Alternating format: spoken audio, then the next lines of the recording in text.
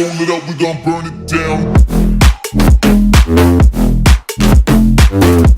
Hello and welcome back everyone to PKIdeas for the last round of the Lidums Australian Young Masters 2017. By this point in the standings, I am probably somewhere equal third, with Christian leading the tournament on 7.5 out of 8. He only drew against Ross Lamb, who I lost in the third round. I think you've already seen that video. If you haven't, please go down into the playlist on my videos and you will see it there in the tournament reflections. And also with me was City of Adelaide champion Kyle Lever, co-champion Kyle Lever with me, as well as Ross Lamb. So all three of us were on the same amount of points, with Kyle and Ross playing their game in this round while I'm playing this one against Aristotle Mosiadis. I think I've said that right. If I haven't, please forgive me. And with that being said, let's get on to the game. We have the first move, knight f3, knight f6, d4, d6.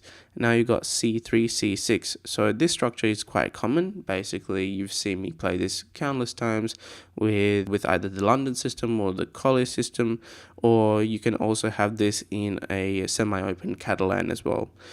So after c6, bishop to f4, and now he plays queen to f. This is in fact a novelty.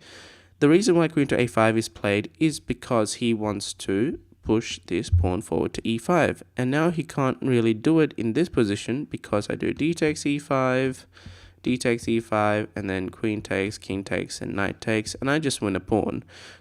And effectively I've got 1, 2, 3 pieces on the e5 square, and he's only got 1 piece.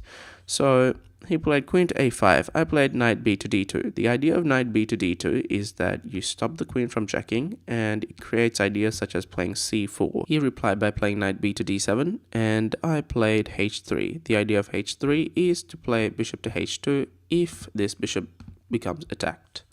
So he played e5, and I played d takes e5, d takes e5, and now I play knight to c4. Effectively, he's got 1 piece over here, the queen and the knight guarding his pawn, and I've got the knight, the bishop, and the knight attacking his pawn. So he has pretty much lost the pawn.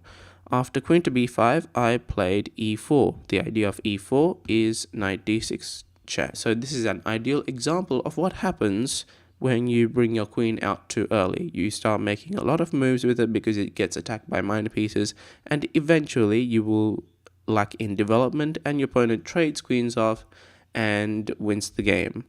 So after e4, king to e7, which is a double blunder. After king to e7, my bishop is being attacked, so I had to do something about it. Instead, what engine suggests over here is playing a4. After a4, the queen goes to a6, and after knight c takes e5, the queen is effectively trapped. After queen to b6 and then knight back to c4, you have queen to d8, knight to d6, and then knight to c5, knight to g5, and after a few more moves, this position is resignable because black has his king in the center. He has 1, 2, 3, 4, 5 pieces still on the starting rank, and he's going to be losing this pawn on f7 quite soon as well, which would lead to the loss of the rook on h8. Instead, I opted for the simple option and played knight f takes e5. After knight takes e5, knight takes e5 could have been played, but over here. But the only thing is that I was worried about things like queen takes b2, and this proves to be quite pesky when it comes to calculations, and I just needed a solid win. So instead, I played queen to d6 check after king to e8, swap the queens off after queen takes e5, queen takes e5, bishop takes e5.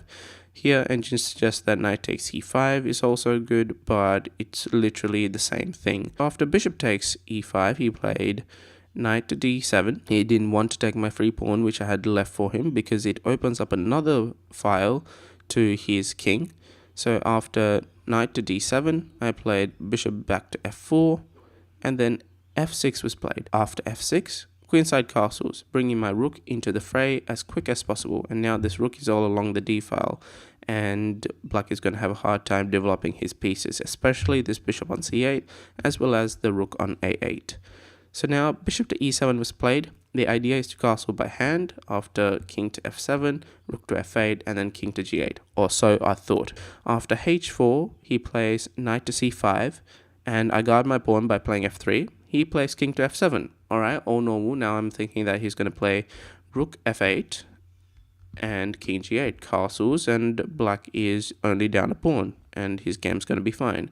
However, in this position, I play h5, and the reason is if he decides to castle short, I can easily provoke the position by playing something like g4 g5 or g3 bishop h3 and start an attack by pushing my pawns forward. And now he plays king to e6. Would you believe it? I didn't when I first saw him play this move. And look, to be realistic, it's a losing move. And now what I want you to do is just pause the video and try and find the best move for white. Okay, so if you found it, good on ya. Basically, there are a lot of moves which white can play, but the best one is knight to b6, and inherently the idea is after takes, you have mate in one. Bishop c4, checkmate. Checkmate with the two bishops. How nice. That being the idea, after knight to b6, let's say he plays something like king to f7. I have knight takes a8, and this is, as the engine shows, +6 for me, and I am winning convincingly. So after knight to b6, Aristotle had no choice but to resign in this position. Now, this game was quite quick, actually. It took only 30 minutes, whereas Kyle and Ross's game, which ultimately decided whether I was going to share second place, become third place, or become outright second if a draw had occurred. So in that game, Kyle Lever had won, which means that me and Kyle shared second and I got third by tiebreak. I hope you guys enjoyed this video and enjoyed the series actually. The games when I played in the Australian National Championship will be coming out soon. If you like this video, please go down below to hit that like button for me. And if you haven't already, please do subscribe. And if there was any analysis that you saw that I had missed in the video, or if I went through too quickly, please go down to the comment section below and write what I had missed or had gone too fast, and I will try and get back to you as soon as possible. And with that all being said, thank you, and I'll see you next time.